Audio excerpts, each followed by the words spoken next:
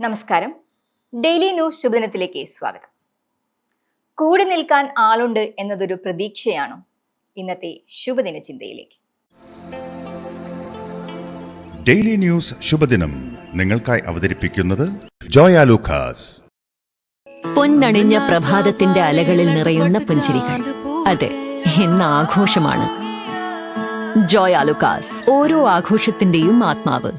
മാനും കാക്കയും എലിയും കൂട്ടുകാരായിരുന്നു. ഈ കൂട്ടുകണ്ട് ഒരിക്കൽ ആമ അവരോട് തന്നെയും കൂടെ കൂട്ടാമോ എന്ന് ചോദിച്ചു.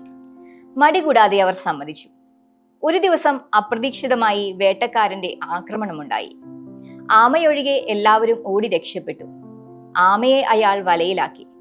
സുഹൃത്ത് അപകടത്തിൽപ്പെട്ടപ്പോൾ ആ മൂവർ സംഘം ഒരു പദ്ധതി തയ്യാറാക്കി. വേടൻ പോയ വഴി കാക്ക കണ്ടുപിടിച്ചു. ആ വഴിയിൽ മാൻ ചത്തതുപോലെ കിടന്നു. ദൂരെ കിടക്കുന്ന മാനിനെ കണ്ട് ആമയുടെ വല താഴേക്ക് വെച്ച് വേട്ടക്കാരൻ അവിടേക്ക് നീങ്ങി. ഈ നേരം കൊണ്ട് എലി ആമയുടെ വല പൊട്ടിച്ച് ആമയെ രക്ഷപ്പെടുത്തി. വേട്ടക്കാരൻ അടുത്തെത്തിയപ്പോഴേക്കും മാൻ ചാടി എഴുന്നേറ്റ് ഓടിപ്പോയി. അയാൾക്ക് എല്ലാം കണ്ട് അമ്പരന്ന് നിൽക്കാനേ സാധിച്ചുള്ളൂ.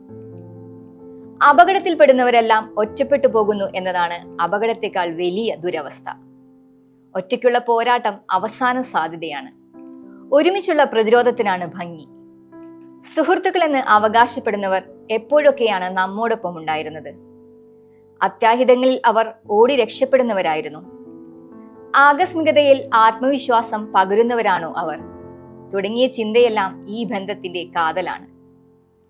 ഓരോ സൗഹൃദത്തിന്റെയും ഹാപ്പിനെസ് ഇൻഡെക്സ് പരിശോധിച്ചിട്ട് വേണം അവ തുടരണോ വേണ്ടയോ എന്ന് തീരുമാനിക്കാൻ. കൂടെ നിൽക്കാൻ ആളുണ്ട് എന്നതൊരു പ്രതീക്ഷയാണ്, മുന്നോട്ടുള്ള കരുത്താണ്. അത്തരമൊരു കരുതൽ നമ്മുടെ ബന്ധങ്ങൾ സമ്മാനിക്കുന്നുണ്ടോ എന്ന് നമുക്ക് ഇടയ്ക്ക് പുനഃപരിശോധിക്കാം. ശുഭദിനം. ഡെയിലി ന്യൂസ് ശുഭദിനം നിങ്ങൾക്കായി അവതരിപ്പിക്കുന്നത് ജോയ ലൂക്കാസ്.